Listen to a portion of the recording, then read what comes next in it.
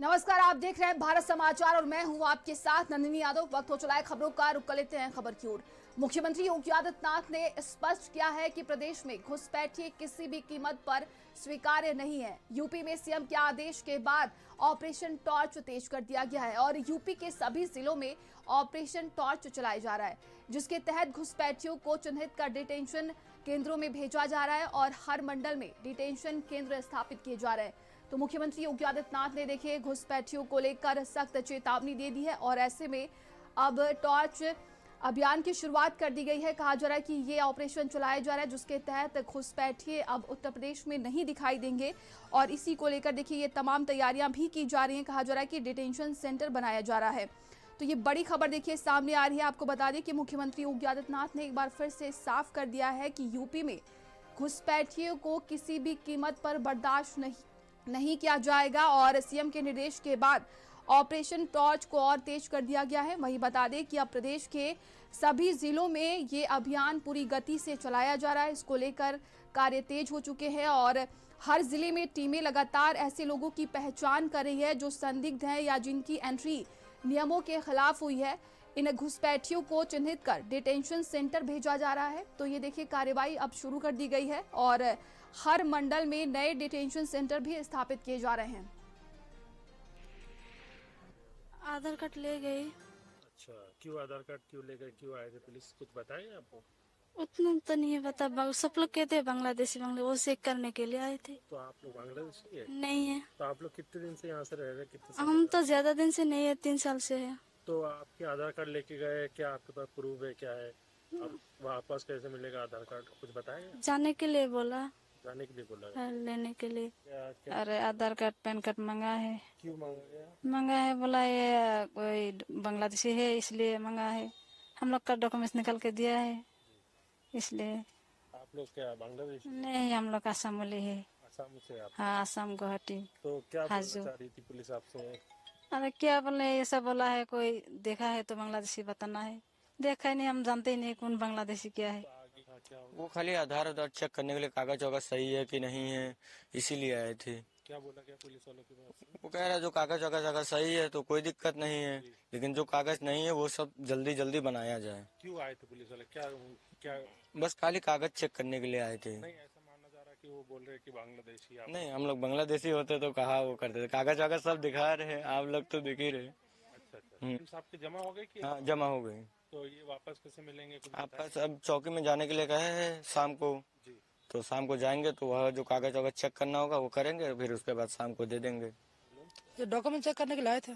क्यों डॉक्यूमेंट्स क्यों चेक कर रहे थे? मतलब बीच में जो बांग्लादेशी भी है ना, उसके आसपास तो हमारे आसपास तो कभी मिला नहीं है, लेकिन सुनने में आ रहा कि बांग्लादेश भी रह रहा। जी।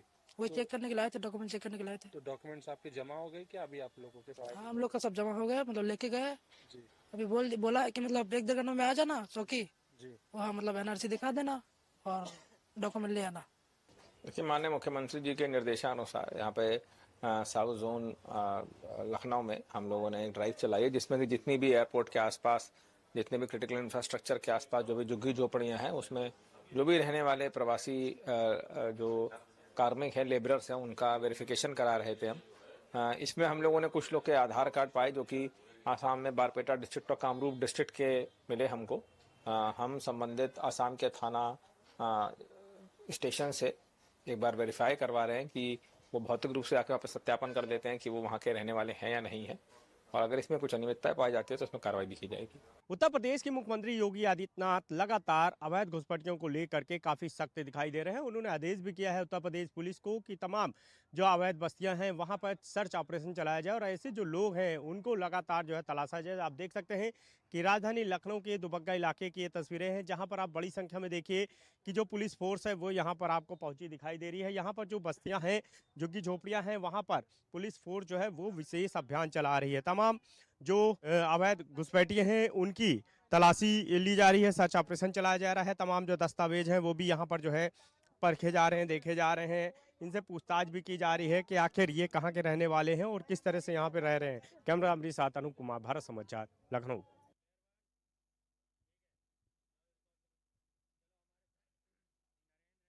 यूपी में घुसपैठियों को किसी भी कीमत पर बर्दाश्त नहीं किया जाएगा और हमारे साथ देखिए तमाम मेहमान जुड़ने वाले हैं और ये तस्वीरें भी हम आपको दिखा रहे हैं। लगातार देखिए प्रशासन की तरफ से कहा जा रहा है कि अब इसको लेकर कार्रवाई तेज कर दी गई है। और उत्तर प्रदेश के पूर्व डीजीपी डॉक्टर देवेंद्र सिंह चौहान हमारे साथ जुड़ गए हैं। सर, आपका बहुत बहुत स्वागत है। और हमारे सहयोगी अनूप हमारे साथ जुड़ गए हैं, मथुरा से गौरव हमारे साथ जुड़ गए हैं और मेरठ से नरेंद्र हमारे साथ जुड़ गए हैं। सर, मैं आपका रुख करूंगी, जिस तरीके से ये ऑपरेशन चलाया जा रहा है घुसपैठियों को लेकर उत्तर प्रदेश में ऑपरेशन टॉर्च के तहत, क्या लगता है ये कितना असरदार होने वाला है जमीनी स्तर पर देखा जाए तो? मैं भारत सरकार को और राज्य सरकार को बधाई देता हूं कि उन्होंने जो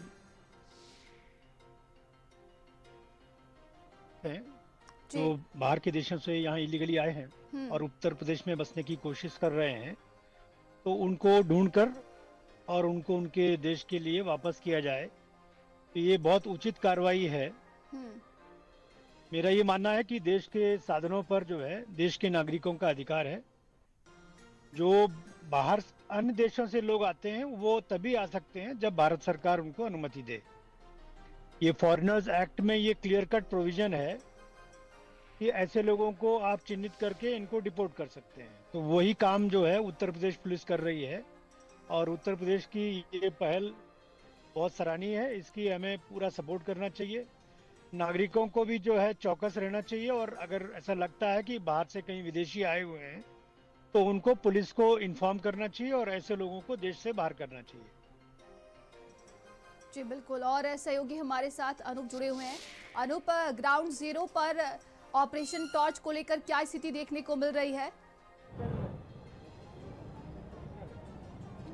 देखिए, बिल्कुल उत्तर प्रदेश के मुख्यमंत्री योगी आदित्यनाथ ने साफ तौर पे ये आदेश दिया है कि अवैध घुसपैठिए जो है उनको यहाँ पे नहीं रहने दिया जाएगा और उनके खिलाफ जो है सख्त एक्शन जो है लेने के और सर्च ऑपरेशन चलाने के निर्देश दिए गए हैं।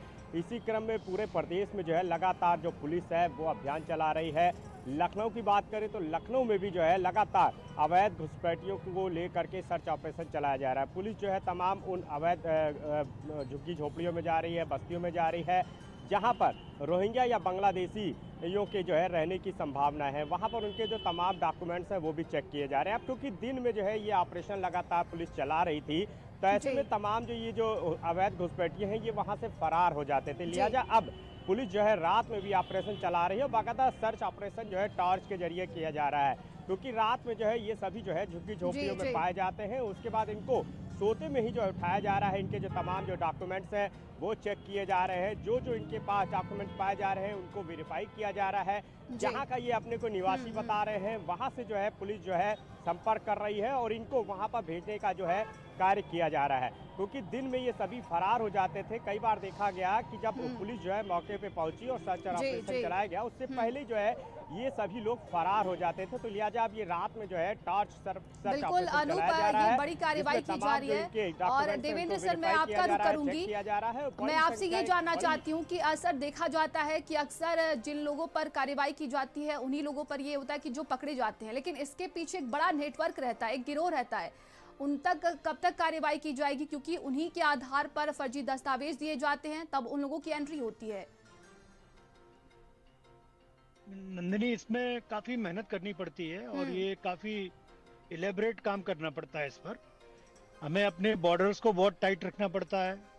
उसके बाद में जो थाना पुलिस होती है, बीट कांस्टेबल्स होते हैं, इनकी ये ड्यूटी थी कि जब ये पेट्रोलिंग पे निकले, फूड पेट्रोलिंग पे, व्हीकल पेट्रोलिंग में, तब वो लोगों के बीच में जाएं, लोगों से बातचीत करें और आइडेंटिफाई करें। अभी अनूप आपको बता रहे थे कि लखनऊ में ये काम किया जा रहा है और मैं देख रहा था इनका बयान जो है, जो डीसीपी साउथ हैं उनका बयान में सुन रहा था। और ये बहुत पेनस्टेकिंग जॉब है ये, मतलब एक दिन में ये काम नहीं होता है और ये इसको लगातार सतत इसमें क्रियाशील होना पड़ता है और ये साल भर का काम है। ये आप ये मान के चलिए जो है, क्योंकि अभी आपने जैसे बताया, अनूप ने बताया कि वो दिन में भाग जाते हैं, तो भाग जाने के लिए तो वो रात में भी भाग जाएंगे। तो इसके लिए पूरे देश की पुलिस को इसमें काम करनी चाहिए, एकजुट होकर एक अपना कोऑर्डिनेशन बनाकर और इनको आइडेंटिफाई करना चाहिए।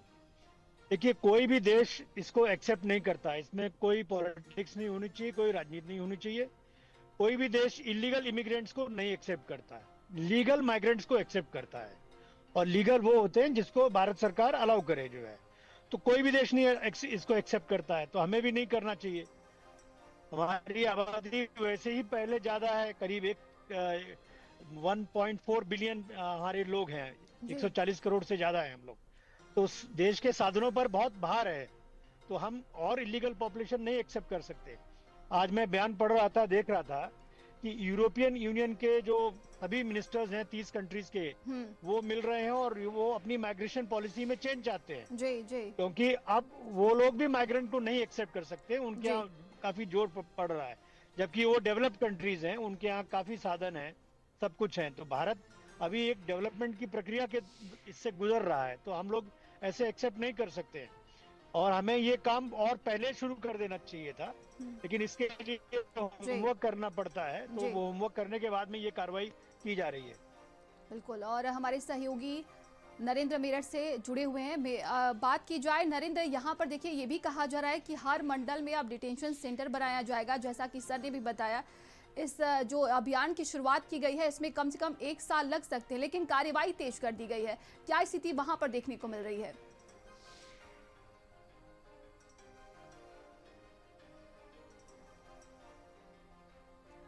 गौरव, मेरी आवाज आप तक पहुंच रही है क्या? गौरव, अगर बात की जाए मथुरा में किस तरह इस अभियान को चलाया जा रहा है, क्या स्थिति है वहां पर?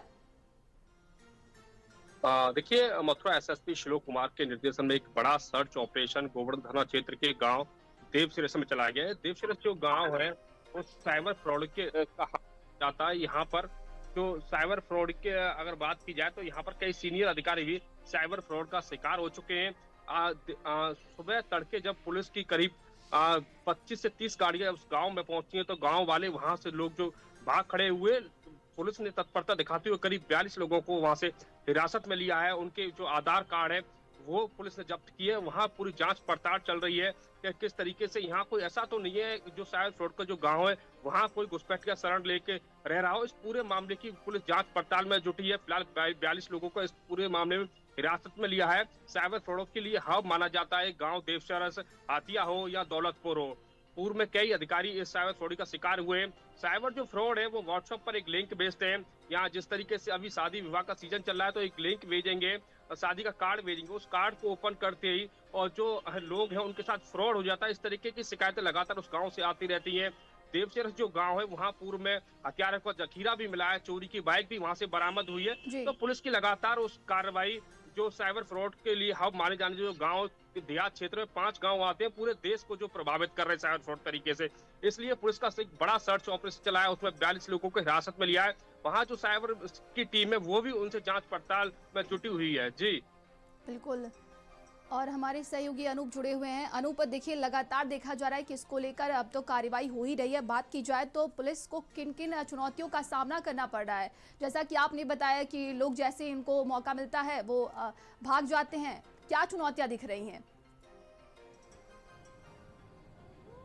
देखिए, चुनौतियां कई हैं। चुनौतियां मसलन ये है कि जब ये छापेमारी कार्रवाई जो पुलिस द्वारा, नगर निगम और फायर विभाग की टीम द्वारा की जाती है, उससे पहले ही कहीं कहीं स्थानीय लेवल पे जो है कोई ऐसा नेटवर्क है जो काम करता है और इनको आगाह कर देता है। यह जब टीम वहाँ पहुँचती है तो पहले से जो है झुग्गी झोपड़ियों में और जो इस तरह से अवैध घुसपैठिए रह रहे हैं, ये वहाँ से फरार हो जाते हैं। अब पुलिस के सामने बड़ी चुनौती होती है कि जब वहाँ पे कोई मिलता ही नहीं है तो वो अपनी जांच जो है वो बढ़ा नहीं पाती। इसके पीछे कहीं ना कहीं सबसे बड़ी जो कार्रवाई है वो स्थानीय लेवल पे होनी चाहिए कि आखिर कौन इसके पीछे बैठा है, किसका नेटवर्क इसके पीछे काम करता है। क्योंकि आपने जैसे सवाल किया था कि आखिर किसकी वजह से और किसकी सह पे ये लोग रह रहे हैं, और खुद सर ने भी बताया कि लगातार सालों जो है ये कार्रवाई चलनी चाहिए। तो आखिर सबसे बड़ा सवाल उठता है कि नगर निगम की तरफ से कैसे जो तमाम जो डॉक्यूमेंट्स है वो इनके बना दिए जाते हैं, आधार कार्ड कैसे इनको मुहैया हो जाता है, कैसे बना दिया जाता है, वोटर आईडी अगर आप देखें तो वो भी इनके पास पाई गई है, तमाम जो अन्य डॉक्यूमेंट्स है वो भी इनके पास पाए जाते हैं। तो जो विभागीय जो है कहीं ना कहीं कार्रवाई उसमें स्थिरता दिखाई दे रही है, लापरवाही दिखा दे रही है।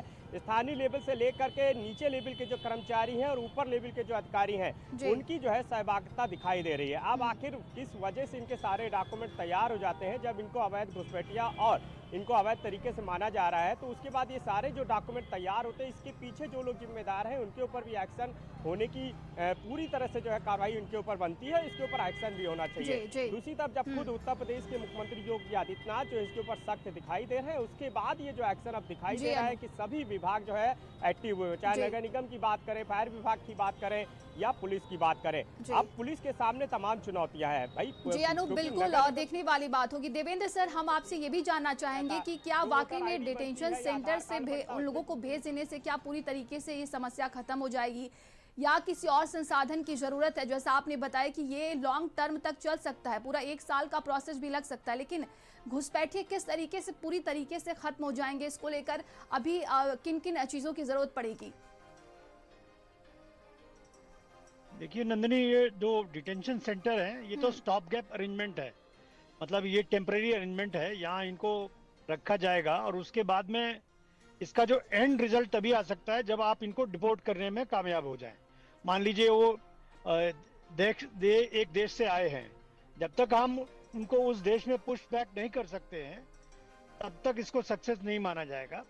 और ये जो डिपोर्टेशन की कार्रवाई कहते हैं इसको, और उसमें भी काफ़ी कम समय लगता है, उसकी लीगल वेटिंग होती है, उसमें कंसर्न कोर्ट से ऑर्डर लेना पड़ता है, ट्राइब्यूनल से ऑर्डर लेना पड़ता है और उसके बाद में फिर इनको पकड़ के आपको पुश बैक करना होता है उस कंट्री में, और इसके लिए काफ़ी समय लगता है, काफ़ी चैलेंजेस हैं। लेकिन अगर हम सब कोऑर्डिनेटेड तरीके से सभी लोग काम करें इसमें, राज्य सरकार, राज्य पुलिस, अन्य एजेंसियां, सेंट्रल एजेंसी, सेंट्रल गवर्नमेंट, तब इसमें हमें पूरी सक्सेस मिल सकती है। और जब हम इस तरह से एकजुट होकर कार्रवाई करते हैं तो ये मैसेज भी जाता है कि भाई भारत में फॉरेनर्स एक्सेप्टेड नहीं है, इलीगल फॉरेनर्स एक्सेप्टेड नहीं है, तब लोग आना बंद करते हैं। अगर आप अभी डेटा ऑब्जर्व करेंगे, जब यूरोप के देश सख्त हुए हैं तो वहाँ इलीगल माइग्रेशन अब ड्रॉप आया है, रेट काफी कम हो गया है जी। तो ये जब सरकार की मंशा दिखाई देती है तब इलीगल लोग आना बंद हो जाते हैं। तो इसलिए मुझे लगता है कि समय लगेगा, लेकिन इसमें हमें पूरी सक्सेस मिलेगी और हमें ऐसे इलीगल लोगों को बाहर करना चाहिए। ये देखिए बहुत टाइमली ऑपरेशन स्टार्ट किया है, क्योंकि इसी समय हमारा SIR चल रहा है, उसमें भी वोट उसी का बन सकता है जो हमारे देश का नागरिक हो जी। तो इसमें हमें धर्म बिल्कुल नहीं लाना चाहिए, हमें बस ये देखना चाहिए कि जो देश के नागरिक हैं वही देश के संसाधनों पर हक जताएं और बाकी लोगों को हम बाहर करें, जिसमें वोट कार्ड भी है, राशन कार्ड भी है, अन्य कार्ड भी है, और उन्हीं को हमें ये देना चाहिए। और मेरा तो ये सुझाव है कि भारत सरकार को बहुत जल्दी अब नेशनल सिटीजनशिप कार्ड लाना चाहिए और उसको इशू करना चाहिए वेरीफाई करने के बाद में। भारत समाचार से जुड़ने के लिए बहुत बहुत शुक्रिया सर आपका, और हमारे सहयोगियों का बहुत बहुत धन्यवाद तमाम जानकारी के लिए। तो देखिए ये अब इसको लेकर कार्रवाई तेज कर दी गई है और लगातार देखा जा रहा है कि ग्राउंड जीरो पर भी ऑपरेशन अब तेज हो चुका है।